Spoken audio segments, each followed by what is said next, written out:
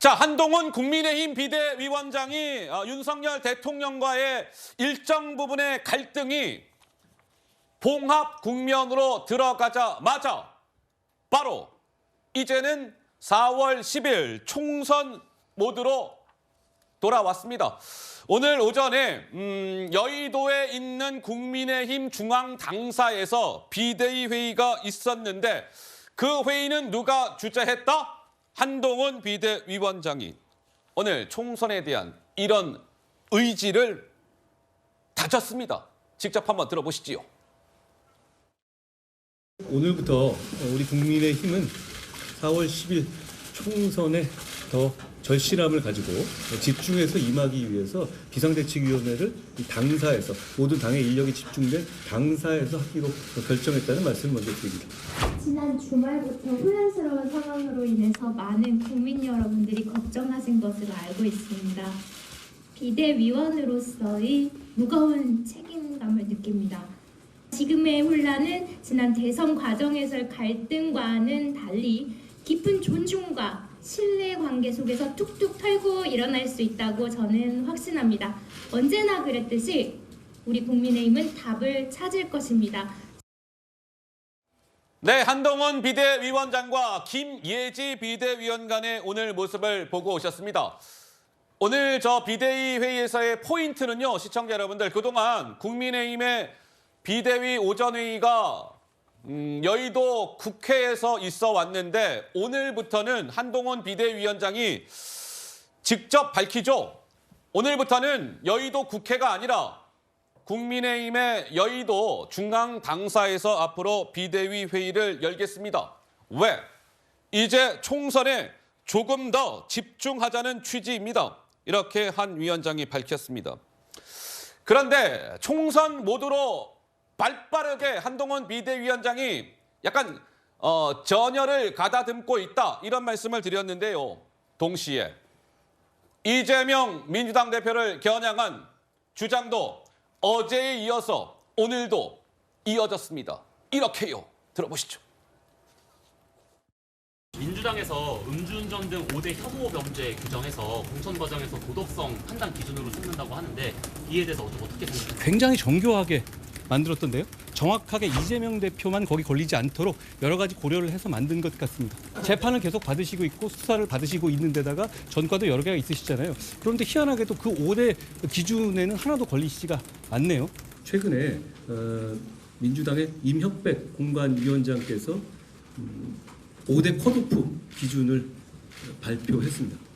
저는 대단히 놀라는 것이 그 조건에 어디에도 이재명 대표는 해당되지 않는다는 겁니다. 그렇게 만들기 정말 어려울 것 같거든요. 그런 식의 정치를 해서는 안 된다고 생각합니다. 자, 바로 이제 이재명 민주당 대표를 겨냥하는 목소리가 한 비대위원장으로부터 나왔는데 한번 보시죠. 그래픽을 주시죠. 5페이지에 있는 그래픽을 보면 될 것 같습니다. 자, 이렇게 이야기를 하죠. 자, 어떻게 민주당은 이 컷오프 기준이라는 것을 만들었는데 이재명 대표만 걸리지 않도록 어떻게 이렇게 만들 수가 있어요? 이재명 대표는 재판, 수사를 받고 전과도 있는데 희한하게 이재명 민주당 대표가 교묘하게 빠져나가게끔 만들었는데 그럴 거면 뭐하러 컷오프 기준 같은 것을 만듭니까? 이런 취지의 주장이었습니다. 서정욱 변호사님 좀 어떻게 들으셨어요? 첫째는 이제 그 갈등 봉합 수순요. 예. 이 부분부터 말씀드리면 저는 이제 뭐 어느 조직에 갈등이 있어요. 갈등이 나쁜 게 아니고 얼마든지 그 갈등을 창조적으로 생산적으로 이제 그 성화시키면요. 예. 오히려 이제 비온 뒤에 땅이 굳듯이 전화위복이 될 수가 있습니다. 전화위복. 저는 이번에 그 윤석열 대통령과 한 위원장 간에 일부 이제 그 갈등이 있은 거는 분명하다. 예. 약속 대리는 아니었다. 그렇지만 이제 재빠르게 서로 조금씩 양보하면서 신뢰가 있기 때문에 제대로 수습했다. 이렇게 보이고요. 예. 자, 그다음에 두 번째 이제 갈등이 봉합되고 나서 이제 새로운 전열로 돌아온 건데 지금 이제 그 발언을 보면 이번에 민주당에서 5가지 결계 사유 예. 범죄를 했잖아요. 예. 근데 뭐 거기에 저는 이재명 대표가 다 걸린다 봐요. 예를 들어 이제 뭐 음주운전도 윤창호법 위반이지만 옛날에 2004년에 한 게 있고 예. 그다음에 직장 갑질은 뭐 조명인 씨, 법인카드 아. 이게 직장 갑질이잖아요. 법카. 그다음에 정오 발언은 형소에 대한 쌍욕 아이고. 이런 게 정오 발언이잖아요. 예.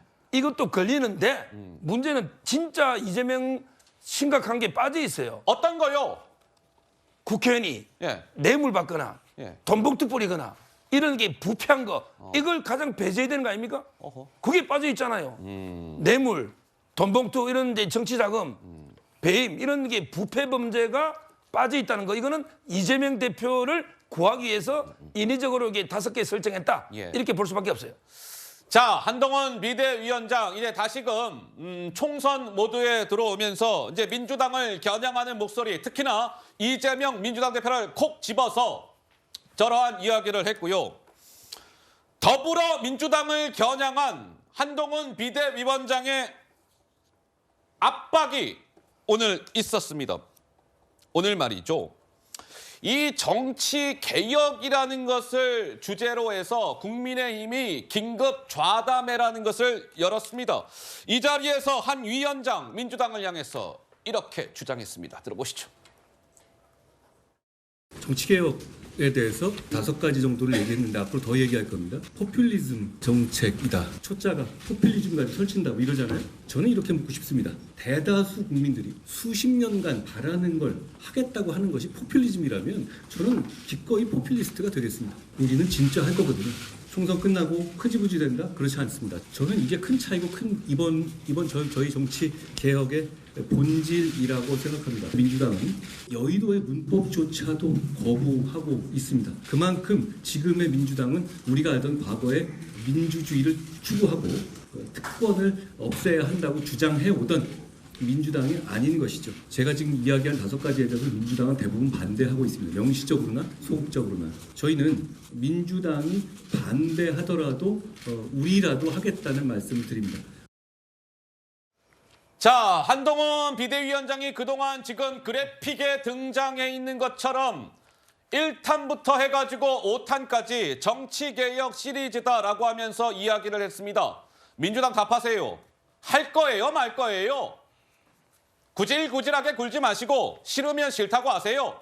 한동훈 비대위원장 일전에 이렇게 얘기한 바가 있는데 오늘은 저 5탄에 이어서 더 추가적으로 정치개혁 시리즈를 탁탁탁 국민의힘은 내놓을 겁니다. 민주당이 반대하든지 말든지 국민의힘은 반드시 할 겁니다. 이렇게 얘기를 했어요. 강성필 부위원장님은 어떻게 들으셨어요? 네, 한동훈 비대위원장이 제가 네. 전에도 말씀드렸지만 그 이번 총선의 목표를 이재명 죽이기로 하면 안 된다. 어허. 지금까지 얼마 전에 잘해 오시더만요. 아이고. 한동훈 대 윤석열 구도로 계속 가져가셔야지 국민의힘이 이기지. 아니 검사 습성을 아직도 버리지 못하시고 뭐든지 처벌하고 규제하고 금지하려고 하면 안 된다라고 제가 말씀드렸고 정치인은 미래를 보고 개선시키고 발전시키려고 해야 되는 겁니다. 그리고 정치개혁 저 5가지도 사실 제가 길게 말씀드리지 않겠지만 네. 근거도 부족하고 새로운 것도 하나도 없다. 아이고야. 그리고 지금은 또 여당이면은 네. 본인 입으로 말씀하셨잖아요.